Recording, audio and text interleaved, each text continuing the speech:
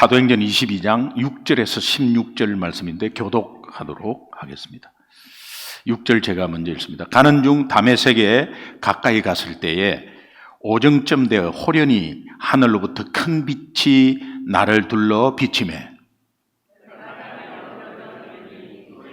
네, 사울아 사울아 내가 왜 나를 박해하느냐 하시거늘 내가 대답하되 주님 누구시니까 하니 이르시되 나는 내가 박해하는 나사렛 예수라 하시더라. 나와 함께 있는 사람들이 빛은 보면서도 나에게 말씀하시는 이의 소리는 듣지 못하더라. 내가 이르되 주님 무엇을 하리이까? 주께서 이르시되 일어나 다메섹으로 돌아가라. 네가 해야 할 모든 것을 거기서 누가 이르리라 하시거늘 나는 그 빛의 광채로 말미암아 볼 수 없게 되었으므로 나와 함께 있는 사람들의 손에 끌려 다메섹에 들어갔노라. 율법에 따라 경건한 사람으로 거기 사는 모든 유대인들에게 칭찬을 듣는 아나니아라 하는 이가 내게 와 곁에 서서 말하되 형제 사울아 다시 보라 하거늘 즉시 그를 쳐다보았노라. 그가 또 이르되 우리 조상들의 하나님이 너를 택하여 너로 하여금 자기 뜻을 알게 하시고 그 의인을 보게 하시고 그 입에서 나오는 음성을 듣게 하셨으니 네가 그를 위하여 모든 사람 앞에서 네가 보고 들은 것의 증인이 되리라. 다 같이요. 이제는 왜 주저하느냐? 일어나 주의 이름을 불러 침례를 받고 너의 죄를 씻으라 하더라.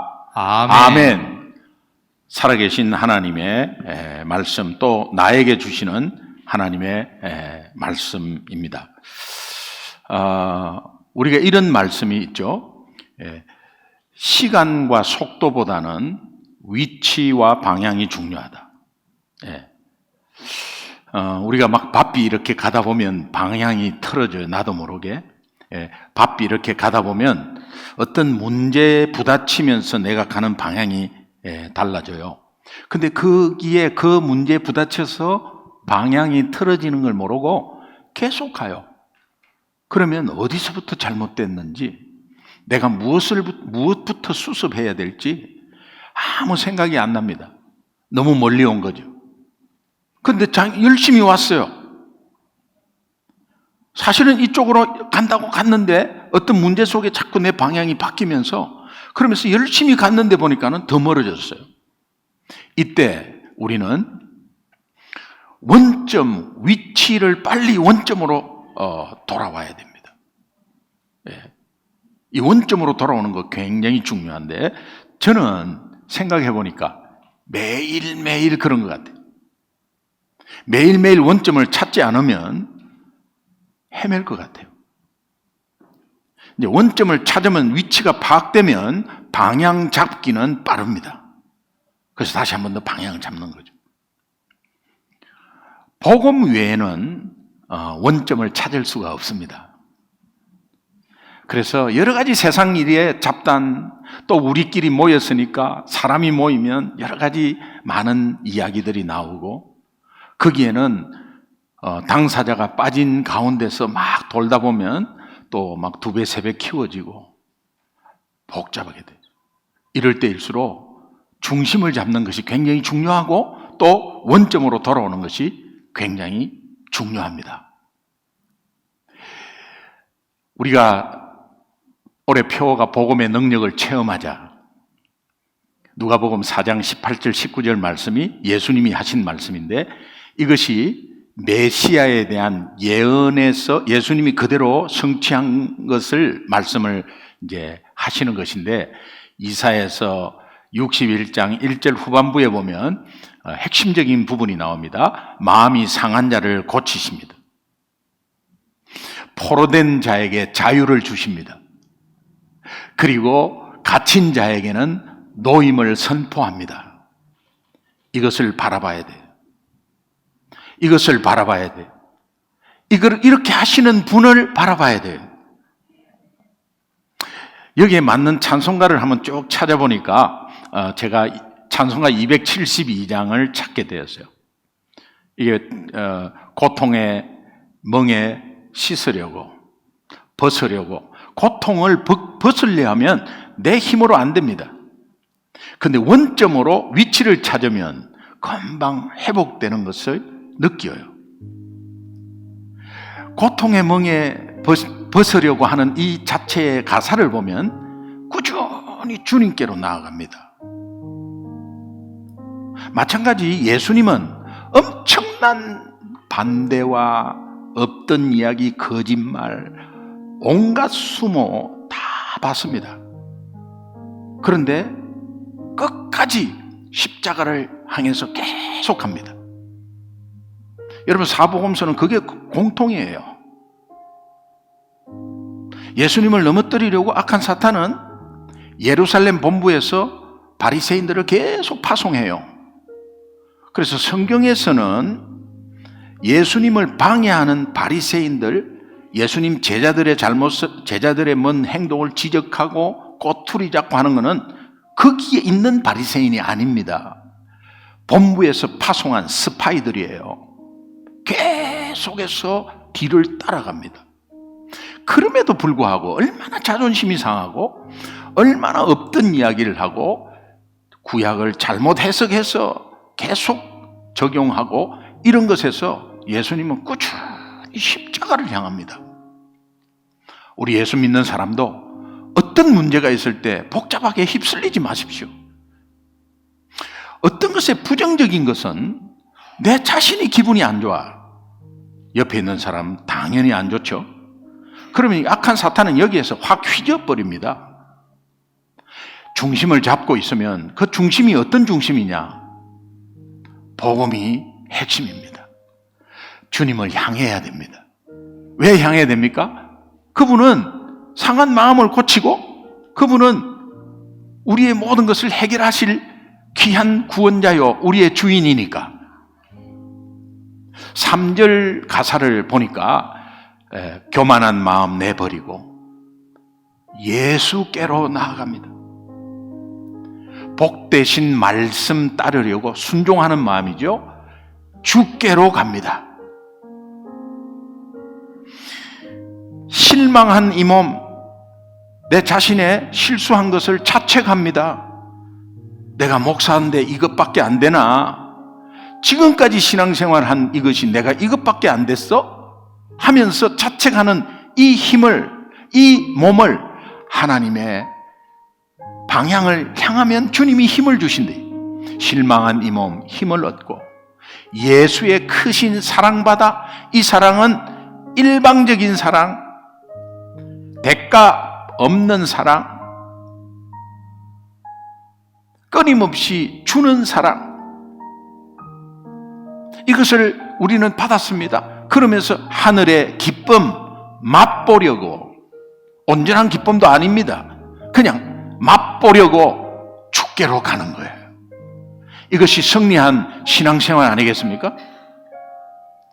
4절은 좀 더 주님을 향하는데 죽음의 길을 벗어나서 예수께로 나갑니다. 아이고, 막 죽겠다, 막 골치 아파 죽겠다, 나 다 싫다. 여기에서 벗어나서 예수께로 나아갑니다. 영원한 집, 소망이죠. 영원한 집 바라보고 주께로 갑니다. 공통 부분은 지금 방향을 놓치지 않습니다. 멸망이 있는 어떤 것에서도 헤어나와서, 멸망의 폭우 헤어나와 평화의 나라 다다리니 영광의 주를 배우려고 주께로 갑니다. 여러분, 우리가 다시 한 번 더 우리 주님을 향하는 마음으로 우리 3절 한번 같이 찬송했으면 좋겠습니다.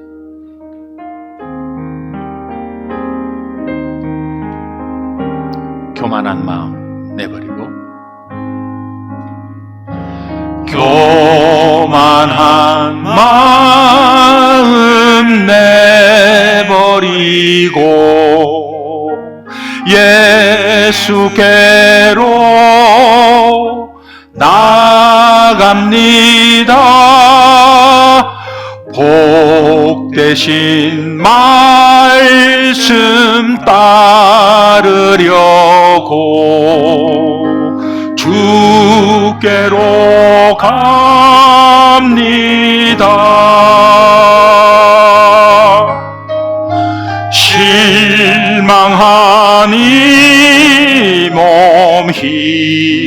들었고 예수의 크신 사랑받아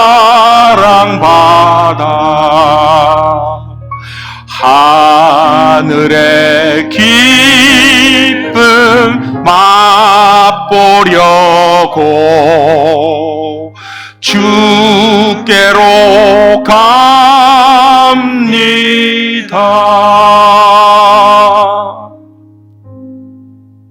바울의 생애는 이 찬송가 가사 내용 그대로였습니다. 여러분, 사격을 할 때, 총을 쏠 때, 군대 갔다 오신 분은 좀 알겠는데, 사격을 할 때 아무리 잘하는 사람도 그 총에 0점 조준이라고 있어요. 0점 조준. 이거를 해야 합니다. 0점 조준은 총 끝과 눈에 있는 요 동그란 것이 일직선으로 맞춰야 됩니다. 그 조정을 자기에 맞게끔 하는 거예요. 제로 베이스로 만드는 겁니다.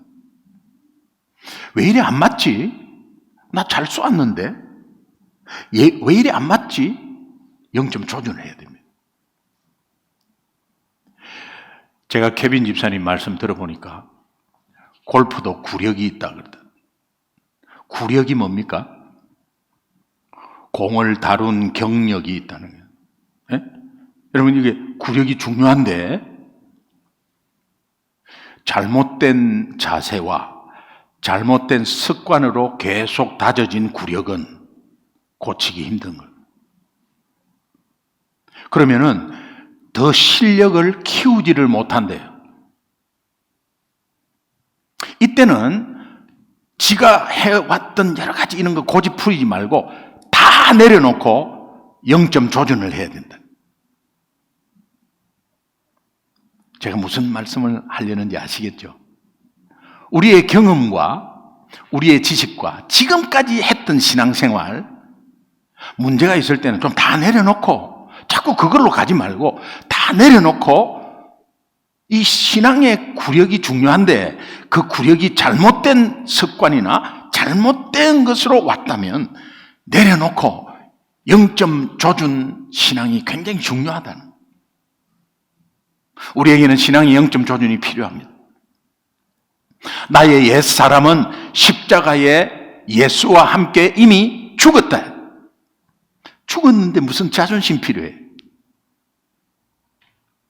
죽었는데 무슨 자존심 필요해? 그 자존심으로 다시 꼬리에 꼬리를 물고 뒤에서 뭔가 이야기하고, 제발 뒤에서 뭔가 말하지 마세요 좀. 정말입니다. 이것이요 돌아가지고 많은 것이 제기로 다 들어와요. 그러나 거기에서 저는 0점 조준으로 조정합니다. 뭐 여기저기서 많이 들어와요. 근데 그것이 밖에서 들어오든 안에서 들어오든 사람 사는 곳엔 다 있습니다.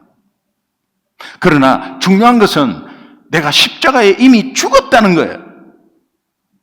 거기에 무슨 자존심이 필요 있어요?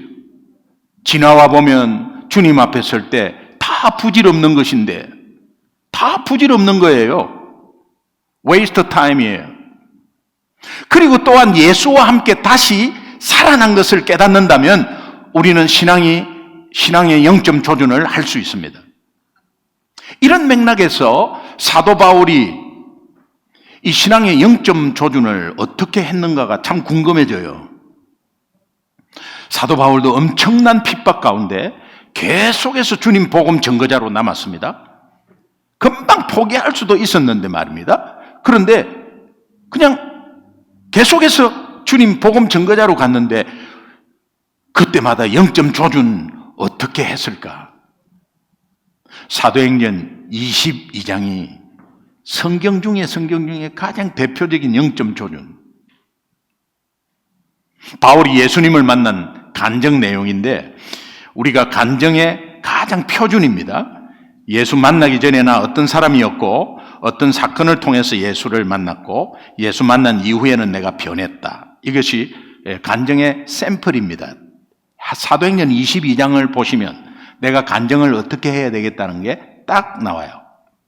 자, 이 사도행전 22장에서 먼저 이 바울이 예수님을 만나기 전에 자신이 어떤 사람인가를 말하고 있습니다. 사도행전 22장 3절을 우리 함께 한번 같이 읽겠습니다. 예, 같이 읽겠습니다. 자, 시작. 나는 유대인으로 길리기아 다소에서 났고 이 성에서 자라 가말리알의 문화에서 우리 조상들의 율법에 엄한 교훈을 받았고 오늘 너희 모든 사람처럼 하나님께 대하여 열심히 있는 자라. 고대 지식인들이 자기 소개하는 방법은 태생과 성장 과정과 또 교육을 어떻게 받았다, 이게 기본입니다. 오늘 너희 모든 사람처럼 바울은 이런 기본적인 자기 소개를 하면서 거기에 있는 무리들 앞에 오늘 너희 모든 사람처럼 나도 하나님에 대해서 열심히였다. 이것은 당신네들도 하나님에 대해서 열심히였죠. 이렇게 치켜 올려줍니다. 그리고 인정하고 존경합니다. 그러면서 나도 하나님에 대해서 열심히 있는 자입니다. 바울은 우리가 알다시피 정통 유대인이, 그리고 바리새인 중에 바리새인이, 가말리엘의 문화생이다. 그 당시에 율법의 최고의 대학, 율법의 최고의 교육기관. 그래서 하나님에 대해서 자기는 열심히 있는 자였다. 그 누구보다도 뒤지지 않는 열심을 강조하기 위해서 자신이 그 열심에 예수 믿는 자들을 죽이기까지 했다는 거예요. 살인자가 되었다는 거예요. 남녀를 결박해서 옥에 가둔 사실을 말하고 있습니다. 여러분, 이것은 자기 자존심으로서는 말할 수 없습니다. 주님을 진정코 만난 사람은 나의 연약함을, 과거의 연약함을 말할 수 있습니다. 제가 만약에 여러분 담임 목사인데 저는 예수 안 믿을 때 예수 믿는 사람을 죽였습니다. 이러면 이렇게 할 거 아니에요. 그러면 저는 이제 분명히 그렇게 생각하고 나를 또 그 살인한 성격이 어디 가겠나, 또 언제 또 튀어날지 모르니까 조심해야지 하고 성도들이 미리 짐작할 거니까 요거는 이야기하지 말아야지, 이렇게 할 수 있잖아요. 그런데 바울은 자기가 살인자였다. 그리고 여자를 결박한다, 이거는 남자가 할 짓이 아닌데 남녀를 막론하고 결박해서 옥에 가둔 사실을 말합니다. 바울은 자신은 율법의 엄한 교육을 받았다, 특별 교육을 더 받았다는 거예요. 대제사장의 성인 아래 다메섹에 있는 예수 믿는 자를 다시 찾아내어서 그들을 잡아가지고 예루살렘 성으로 끌고 가기 위해서 이제 막 가는 도중에 생각지도 못하게 예수님을 만나는 사건을 맞이하게 돼요. 바울이 부활하신 예수님을 만났을 때 질문 하나를 던집니다. 주님, 누구십니까? 주님, 누구십니까? 바울이 왜 이 질문을 던졌을까요? 사도행전 22장 오늘 본문 6절 한번 보겠습니다. 같이 6절 보겠습니다. 시작. 가는 중 다메섹에 가까이 갔을 때 오정쯤 되어 후련히 하늘로부터 큰 빛이 나를 둘러치매. 구약에서 하나님 나타나는 하나님 나타나는 방법에 가장 많이 쓰인 것이 호련히 하늘로부터 큰 빛이 비춥니다.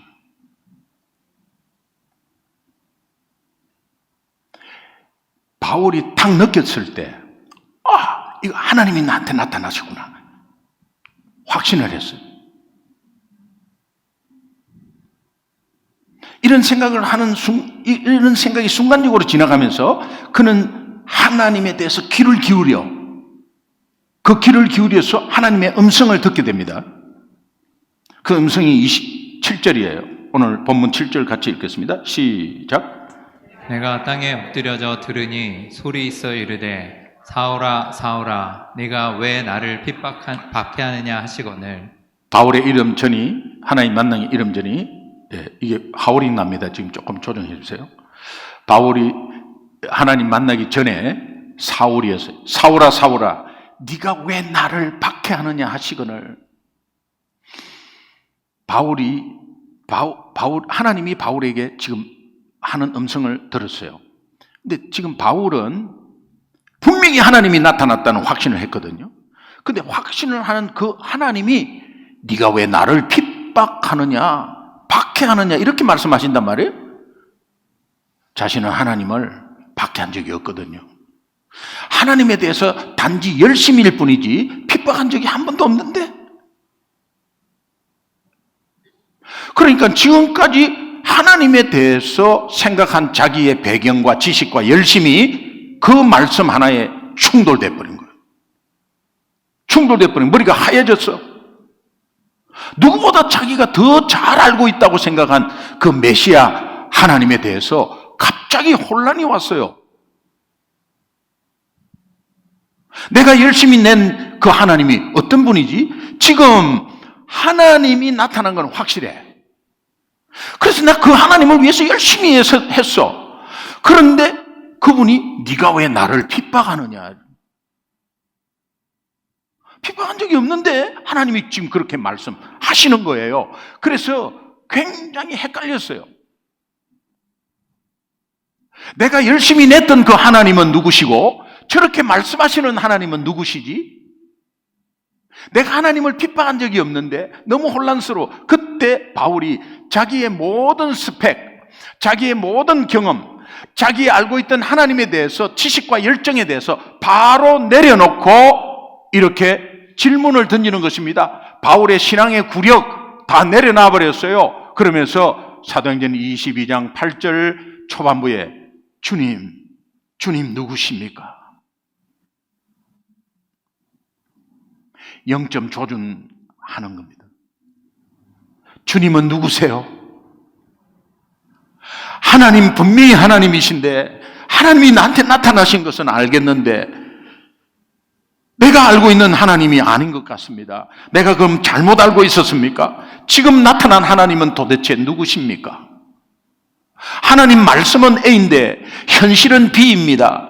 기름과 물로 너무 차이가 납니다. 내가 믿고 있던 예수님 맞습니까? 주님 누구십니까? 그때 하나님이 대답하시는데 이런 대답을 하시는 거예요. 사도행전 22장 8절 후반부에 나는 네가 박해하는 나사렛 예수다는 거예요. What? 하나님인데 그 하나님이 내가 알고 있는 하나님과 너무나 헷갈리는데 누구냐고 물어보니까 예수다는 거예요. 이것이요 한 번만에 정리가 돼버려요. 바울의 충격은 이루 말할 수 없었어요. 바울이 예수 믿는 자를 핍박한 것이 곧 예수를 핍박하는 것이고 하나님을 핍박하는 것이 된다는 것이 연결이 돼버렸어요. 그러니까는 머리가 하였어요. 지금까지 자기가 알고 있던 하나님에 대한 지식이 한순간에 와르르 무너져 버렸어요. 그리고 그 순간에 오는 순간에 예수님이 바로 하나님이시구나. 구약에서 약속한 메시아가 그분이었구나. 오 마이 굿니스. 내가 지금까지 무슨 짓을 했지? 내가 그동안 하나님 앞에 엄청난 잘못을 저질렀구나. 깨닫는 순간이었어요. 다메섹 사건이 있기 바로 전까지는 바울이 위풍당당하게 메시아 하나님을 기다리고 기대한 유대인이었어요. 내가 기대하고 믿었던 그 메시아 하나님이 어떻게 나사렛 예수냐 이거. 나사렛이라는 건 그늘진 동네 아니야. 나사렛은 소외된 동네 아니야. 나사렛은 가난하고 찢어지게 가난한 동네에서 어떻게 메시아가 태어날 수 있지? 있을 수 없어. 메시아라고 하는 분이 유대의 율법에 저주로 상징된 십자가에 매달릴 수 있나? 말도 안 되는 소리지. 다메섹 사건에서 부인할 수 없는 진실이 나타난 거예요. 부활하신 예수님이 하나님으로 나타나신 이 이 사건 앞에서 그가 가진 모든 지식과 생각이 모두가 잘못됐다는 것을 알게 된 것입니다. 이것을 알게 된 바울이 이렇게 고백합니다. 우리가 너무도 잘 알고 있는 갈라디아서 2장 20절 앞부분에 내가 그리스도와 함께 십자가에 못 박혔다고. 이미 내가 죽었다 이 말이에요. 옛 사람은 이미 죽었다. 여러분 진실로 예수님을 만났습니까? 옛 사람은 이미 죽었습니다. 아, 내가 죽어야지. 아닙니다. 죽었습니다. 이 고백은 바울이 그동안 하나님을 나름대로 알고 하나님을 위한다고 하면서 그 신앙의 구력이 엄청났죠. 신앙의 구력이 엄청났습니다. 그러나 잘못된 신앙의 구력으로 예수를 핍박한 자기의 죄를 회개하면서 신앙의 0점 조준을 한 거예요. 여러분 지금까지 내 신앙이 난 잘하고 있어. 난 정확하게 믿고 있고 나 복음대로 살고 있어. 하지만 여러분 이 시간을 한번 돌아봤으면 좋겠어요. 우리에게는 0점 조준이 필요해요. 우리 신앙생활에서 해야 할 가장 중요한 질문, 내가 가진 직분, 타이틀, 지식, 스펙 다 내려놓고 주님 당신은 누구십니까? 이 의미가 무엇입니까? 예수님은 내 인생의 어떤 분이에요? 한번 물어보십시오. 왜 이렇게 나한테 고통을 주십니까? 예수님은 도대체 나에게 어떤 분이에요? 한번 물어보세요. 성령께서 가르쳐 주실 거예요. 예수 믿고 하나님을 진정코 알고 예수님이 누구신지를 정말 진정코 고백하는 저와 여러분이 또 해야 할 하나의 질문이 있어요. 삶 속에서 하나님에 대해서 의문이 오고 신앙생활에 어떤 시험이 오고 혼돈이 오고 뭔가 교회에 대한 의심이 오고 이럴 때 여러분 이 질문을 하기 바라요. 주님, 당신은 나에게 누구세요? 복음 앞에 서는 겁니다. 나머지 그거 다 부질없다는 뜻이에요. 성령께서 깨닫게 해주실 거예요. 먼저는 내가 예수님과 멀리 떨어져 있다는 것을 깨닫게 해주실 거예요. 하나님과의 관계 문제죠. 팩트가 이렇다. 그런데 팩트는 다 있어요. 팩트는 보는 사람의 관점에 따라 다 달라요. A라는 관점으로 보면 A라는 팩트가 있어요. 상대에서 B라는 관점에 보면 B라는 팩트가 있어요. 진실이 공방되죠. 그런데 우리 신앙인은 알고 보면 나와 하나님과의 관계 문제, 공통분모죠. 그럼 팩트를 보는 눈도 달라지게 돼요. 여러분 누가복음 22장 우리 큐티 지난주에 이렇게 했는데 예수님이 잡혀서 대제사장의 집에 끌려 들어갈 때 베드로의 모습을 한번 봤으면 좋겠어요. 여러분 저 누가복음 22장 54절 같이 한번 읽겠습니다. 같이 읽습니다. 시작. 예수를 잡아 끌고 대제사장의 집으로 들어갈새 베드로가 멀찍이 따라가니라. 다른 제자들은 다 도망갔어요. 근데 미련이 있었어. 예수님을 따라가기는 따라가. 근데 멀찍이 따라가는 거예요. 왜? 그동안에 투자된 시간이 있거든. 그 다음에 예수님이 분명히 기적을 봤거든. 뭔가 있기는 있는데 아닌 거예요. 근데 어떻게 되나?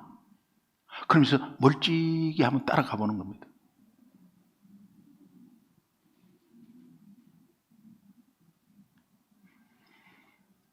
베드로의 이 모습은 예수님과 소원해진 관계예요. 그리고 굉장히 애매모호한 관계예요, 지금. 따라가는데 애매모호한 관계. 이 모습이 저와 여러분 모습 아닌가라는 생각을 해본 거예요. 예수님을 믿는다 하면서도 확실히 믿지 못하는 나의 모습, 그것은 염려와 걱정이 있는 거 보면 드러납니다. 예수님을 따른다 하면서도 능동적이고 적극적으로 따르지 못하고 마지 못해 할 수 없이 뭐 끌려가듯이 이렇게 수동적이고 소극적으로 따라가는 우리의 모습, 멀찍이 하나님과의 관계 문제예요. 교회가 이렇다? No way. 하나님의 관계 문제예요. 그걸 모르면 사탄은 역사해버려요. 역사하면 흩어져 버리게 돼버려요, 다. 우리는 주 안에서 하나 되어야 됩니다.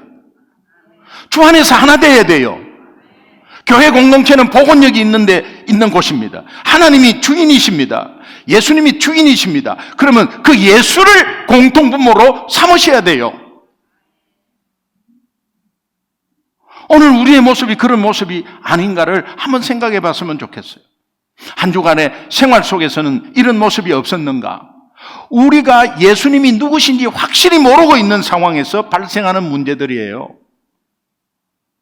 예수님이 내 삶을 전적으로 책임지신다는 것이 믿어지지 않기 때문에 걱정이 되고 두려움이 되고 죽음에 대한 두려움이 있고 앞으로 어떻게 살아야 되지? 내 노후 대책은 어떻게 해야 되지? 하는 염려와 걱정이 있는 거예요.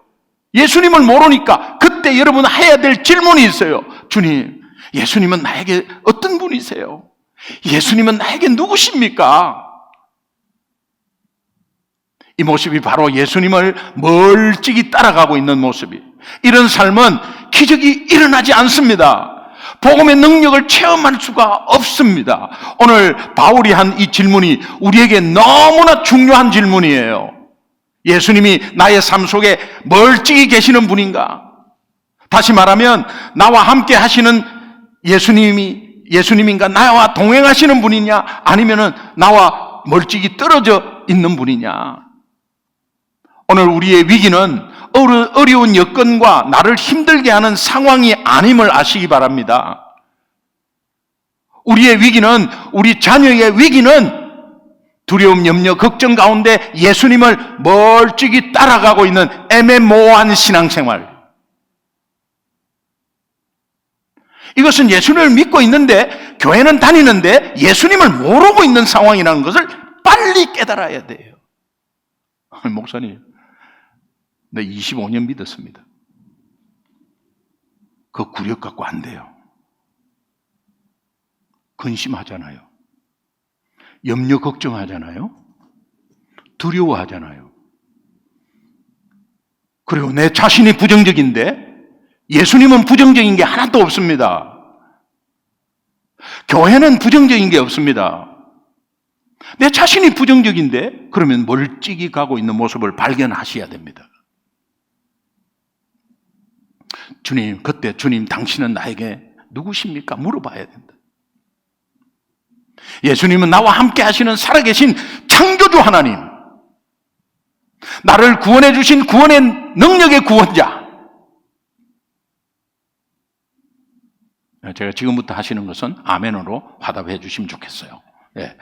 예수님은 나와 함께 하시는 살아계신 창조주 하나님, 아멘. 예수님은 나를 구원해 주신 능력의 구원자. 아멘. 예수님은 어떤 상황 속에서도 나를 도우시고 보호하시고 책임지시는 내 인생의 주인 되십니다. 아멘. 이것에서 바로 서는 거죠. 어떠한 어려움과 상황과 공격이 있어도 이렇게 예수님이 누구신지 확실하게 깨달은 사람만이 할 수 있는 질문. 주님, 제가 무엇을 하리이까? 주님, 제가 무엇을 하리이까? 이 말은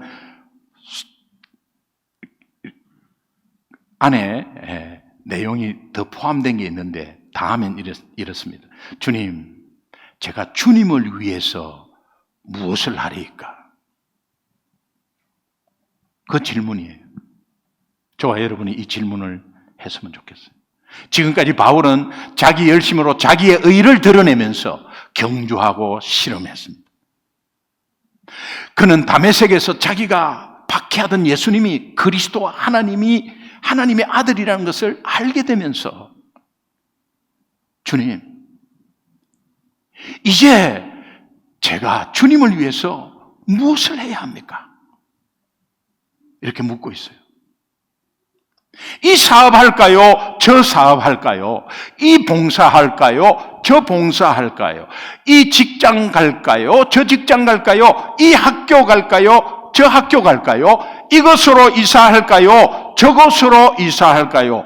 이런 물음보다 우리가 먼저 해야 될 것은 주님을 위해서 제가 먼저 무엇을 해야 합니까? 물어보시면 직장, 봉사, 학교, 이사할 곳 다 말씀해 주세요.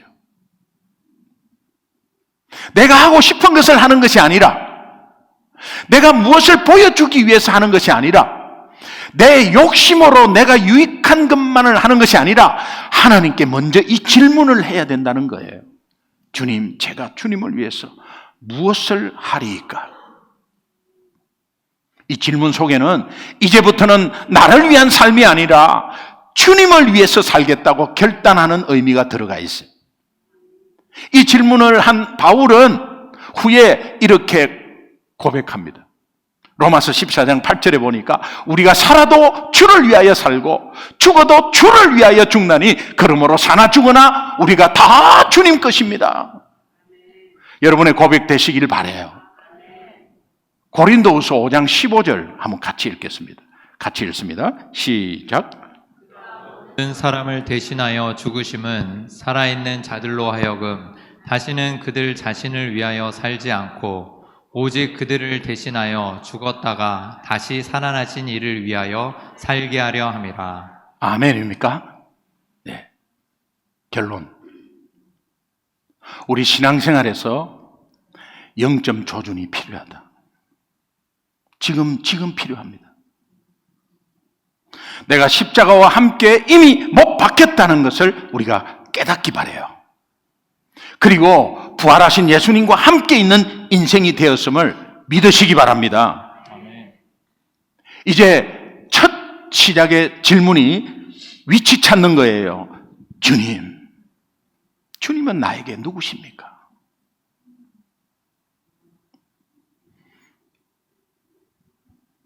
아마 성령께서 깨닫게 해주실 것이고, 또 이것을 깨달은 사람이 다음 질문은 방향 잡는 질문이에요. 이제 제가 주님을 위해서 무엇을 하리까? 한번 두 가지 질문을 주중에 한번 계속 해보십시오.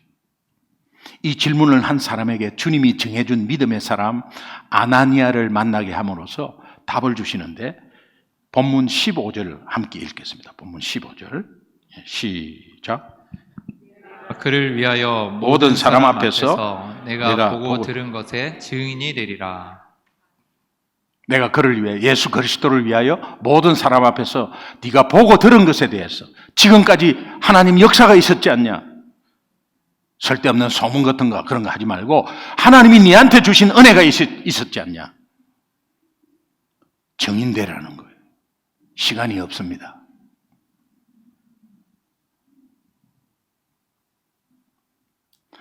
나이 젊은 사람들이 암이 많이 걸려요. 지금 보니까 이 환경 때문에 그런 것 같기도 해요. 젊은 사람이 암이 걸렸을 때 그보다도 나이가 많은 저는 이상하게 미안한 마음이 들어. 예수 잘 믿는데 말이에요.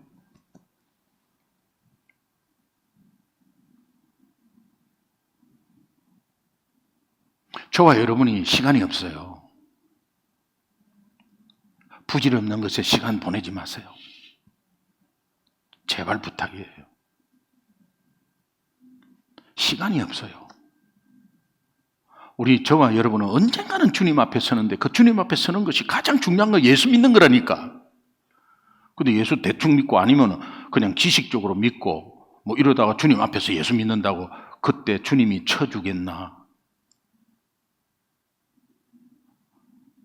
무엇을 어떻게 하든 내가 만난 예수를 증거하는 증인되는 것이 기준이 돼서 무엇을 결정하라는 거예요. 그래서 주님이 이 말씀을 실천적인 말씀으로 이렇게 던집니다.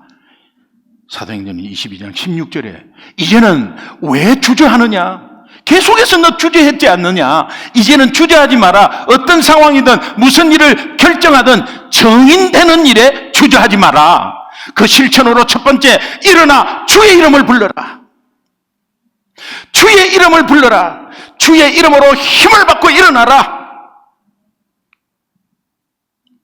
두 번째로 침례를 받고 너의 죄를 씻으라. 이것은 예수를 믿지 못하고 염려하고 두려워한 그 생활, 예수님과 멀찍이 떨어져 간 그 불신앙, 회개하라는 거예요. 회개. 진실로 회개하라는 거예요. 주님 앞에 회개하라는 거예요. 진실로 말이에요. 제가 금요일 날도 말씀드렸지만 말씀 준비하면서 얼마나 회개할 것이 많은지,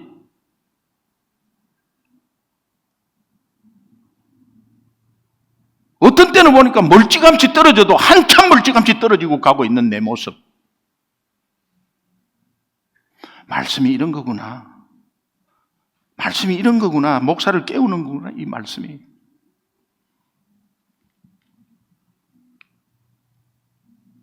핵심은 뭡니까?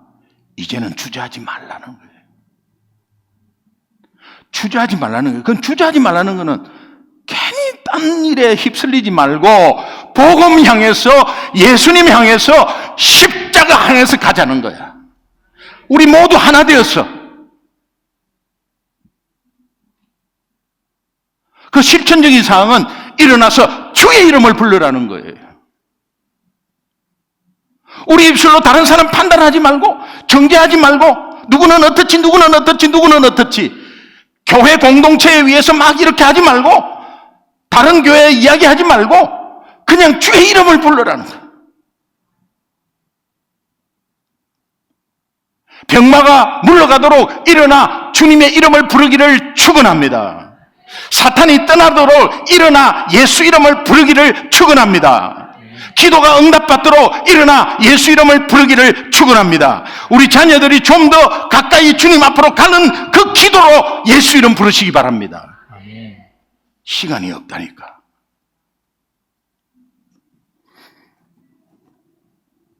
아무도 모를 일 아니에요? 이런데 어느 순간 어느 달에 갑자기 턱커덩 뭔가 온단 말이에요. 아, 이건 뭐지? 나에게도 오는구나. 그러면서 막 후회하고 이렇게 하지 말고, 그것에서 주님이 가는 방향으로 가면 하나님은 건강을 그냥 주신다니까요. 믿으시면 크게 아멘. 아멘.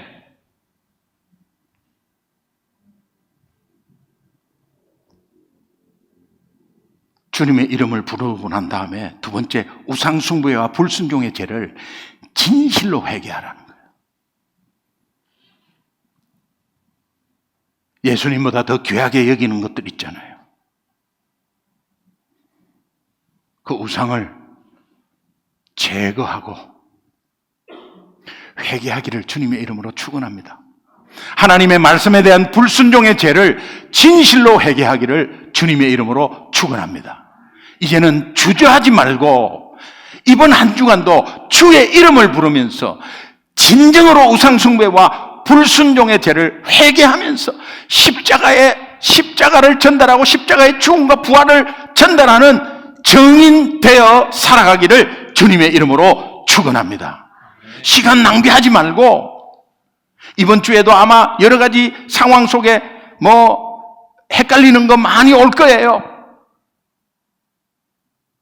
그러나 우리가 계속해서 방향을 잡고 가야 되는 것은, 내가 원점, 0점 조준을 하는 거.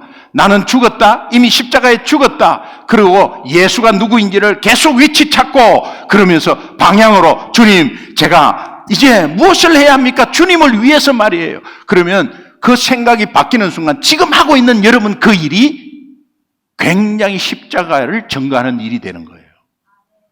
정인되는 거예요. 그럼 여러분은 바뀌는 거예요. 하나님이 아마 축복하셔서 들어 높이 세워주고, 우리 때문에 자녀가 들어 높이 세워. 왜? 잘 되는 것에 딱 초점 맞추고 있으니까 응답이 막 되는 겁니다. 이것이 영적 비밀인데 이것이 주일날 선포됐을 때 아멘 하고 여러분이 0점 조준 지금까지 가지고 있는 거 오해, 의심 싹 다 내려놓고 주님을 향해서 주께로 가는, 주님을 향해서 방향 잡고 가는 여러분 되시기를 주님의 이름으로 축원합니다. 우리 합심해서 한번 기도하여